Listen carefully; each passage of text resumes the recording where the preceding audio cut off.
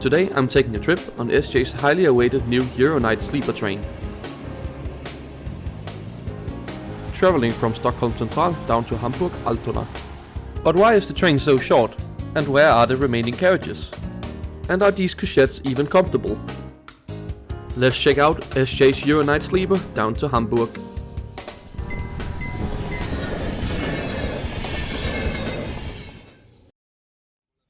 Hello and welcome back to another video. Today I'm at Stockholm Centralstation and will be checking out the relatively new SJ EuroNight Sleeper down to Hamburg. The train started operating in September of 2022 and it has faced a lot of issues since then, but more on that later. Let's head inside the station.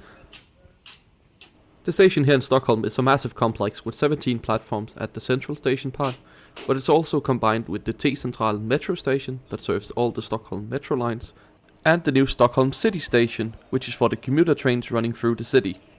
The station here dates back all the way to 1871 and was designed by famous Swedish railway architect Adolf V. Edelsvärd. He is the man behind many of Sweden's grand railway stations, including the one in Gothenburg. Now we're entering the main hall of the station. This is where you will find some shops, as well as the departure board and the SJ lounge, if you have access to that.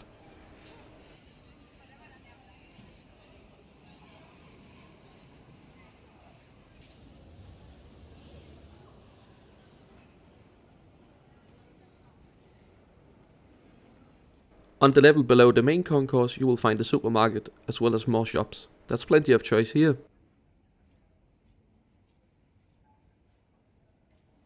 The onboard menu of the SJ EuroNight is quite limited, so I would recommend stocking up before departing. Anyway, back to the main floor.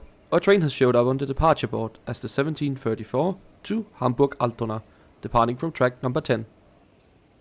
So let's head toward platform number 10. Turns out it's just straight ahead from under the departure board. Very easy. Props to SJ and the Swedish Traffic Authority for making it this easy for international sleeper train passengers to get to their train.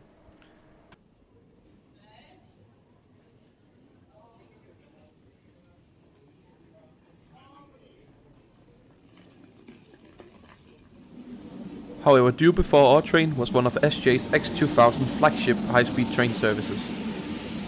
I'll be having a video on those coming out in the near future, so subscribe to the channel if you don't want to miss it. I also caught a glimpse of one of SJ's regular intercity trains used on the slower lines. I'm personally a massive fan of the black livery on these trains. Not long after, the platform cleared and our train showed up on the board. And here our train comes, fresh from the depot just north of Stockholm.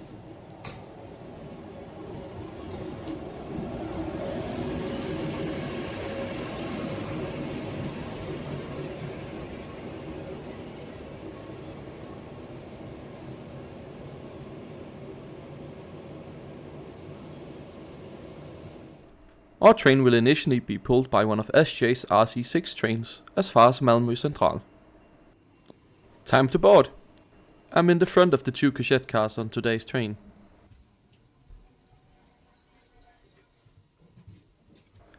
To the right you will find the accessible cabin. However, I'm not sure how accessible these trains really are. The doors and corridors are really narrow, and step free they certainly aren't. And here we are at my compartment, today made up for 4 people.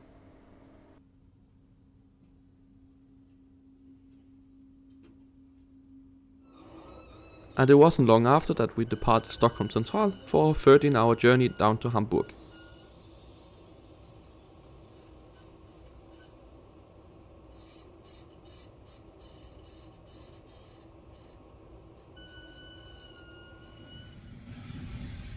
After departure we navigate the switches south of the station and cross over the bridge that will take us over the bay of Fridafjärden.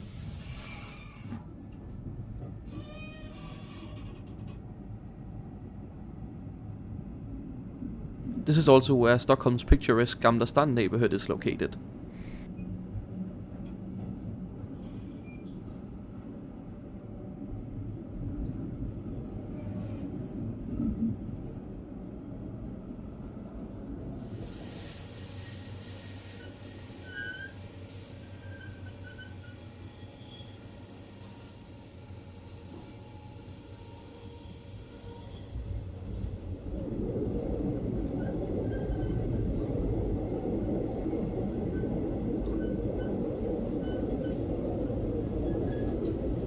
And with us on our way out of Stockholm, let's take a look at the full route down towards Hamburg today.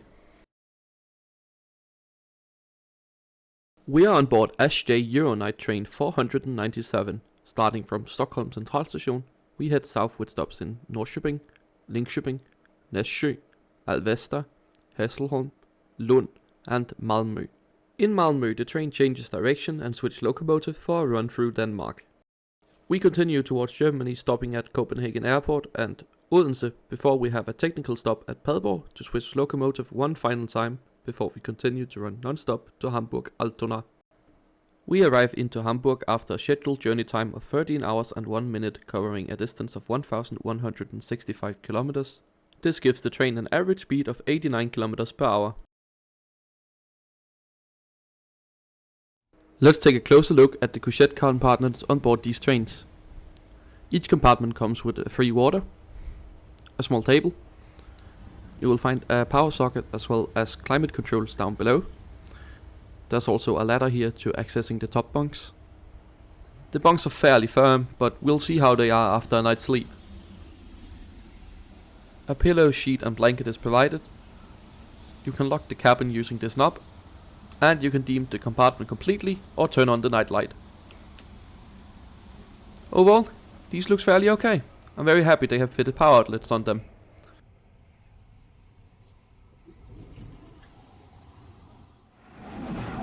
Anyway, let's talk about this train's troubles. The service launched on the 1st of September 2022 and was planned to carry both couchette, sleeper and seated wagons. However, due to delays in getting those ready for service, SJs have had to use some temporary ones, which needed approval to run in both Denmark, Germany and Sweden. As this was happening quite last minute, approval was quickly gathered in both Germany and Sweden. However, the Danish authority was not able to approve these in time, and this has left the service starting with only a few couchette cars. This meant that passengers that were booked in sleepers or seated cars had their tickets cancelled a few days in advance with little notice or rebooking options. Currently the sleepers and seated cars are still yet to gain approval in Denmark, but a few more couchettes have been put into service. At this rate, it will still be a little while before this service can unleash its full potential. However, in my case, I originally booked a couchette on SJ's website about 3 weeks in advance, and it turned up on the day, so from my perspective the train is running perfectly fine with no issues. And along this route, there's also no issues with the scenery.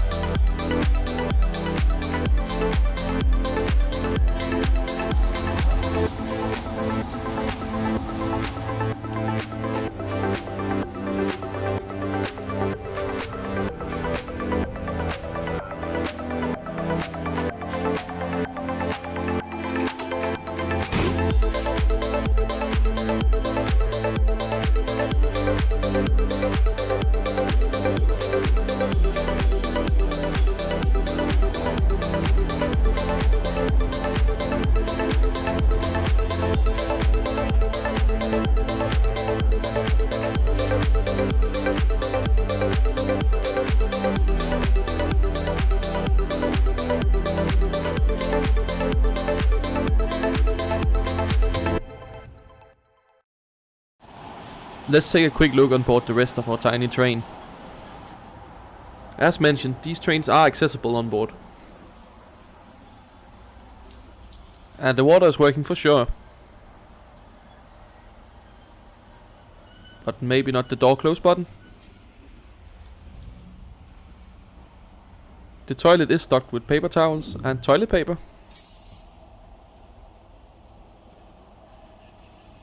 And while the door can't close, you just don't need to press it apparently.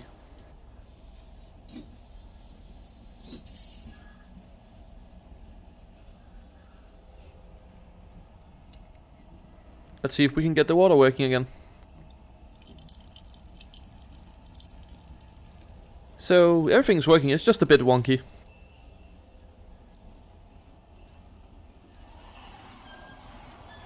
Anyway, let's go for a walk down the aisle. There are no showers on board, but there are a few extra wash basins located in the corridor. The train was fairly busy, but I don't think any of the 6-person compartments were in use. To the right here is the conductor's compartment, and he can also sell small snacks and refreshments.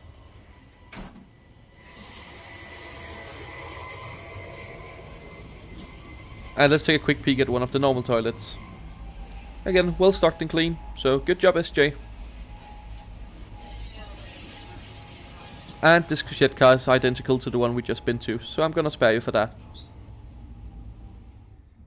We were quickly approaching the southern part of Sweden, and with a 6 AM arrival into Hamburg, it's about time to try and catch some sleep.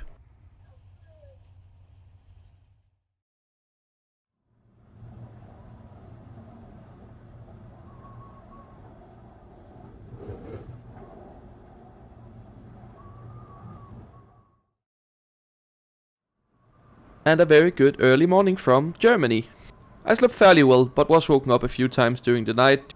The wagons are showing their age and you do get thrown around a bit, but you can get some decent sleep. Our train has to give way to some of the morning commuter trains into Hamburg.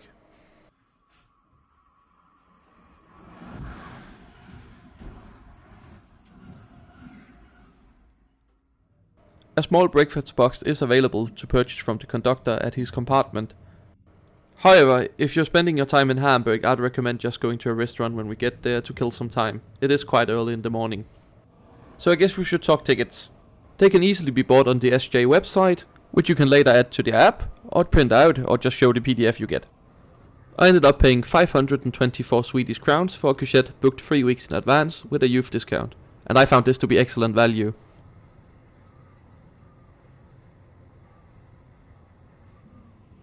In my opinion, this service has all the potential to become a great staple on the European railways, as soon as SJ gets its stock approved. It's unfortunate that it had such a rocky start, but it should be solved in the not too distant future. We're currently stopped outside Hamburg's Edelstedt depot. Germany's iconic ice trains are maintained here, as well as stapling of other operators' trains. As you might be able to tell, the railways into Hamburg at this time of the morning are very busy, and that's also why our train is going to Hamburg Altona and not Hauptbahnhof.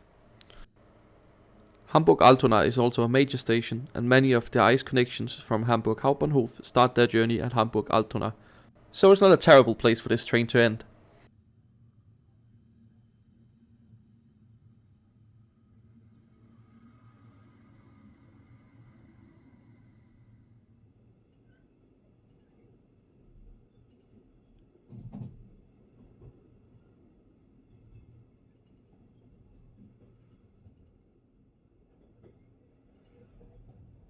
And after moving relatively slow speeds for a while, we were now approaching Hamburg Altona.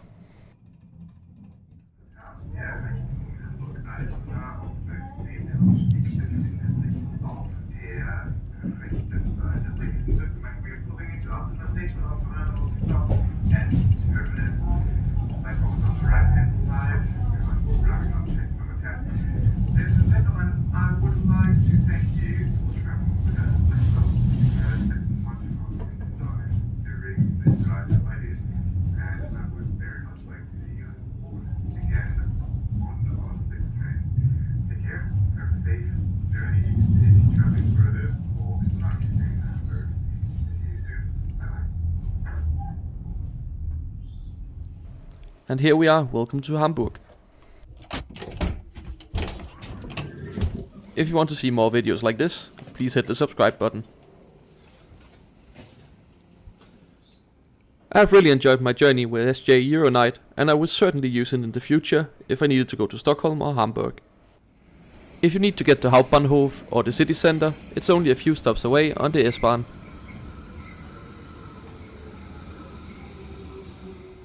And if you want to keep up with my travels in real time, you can follow me on Twitter.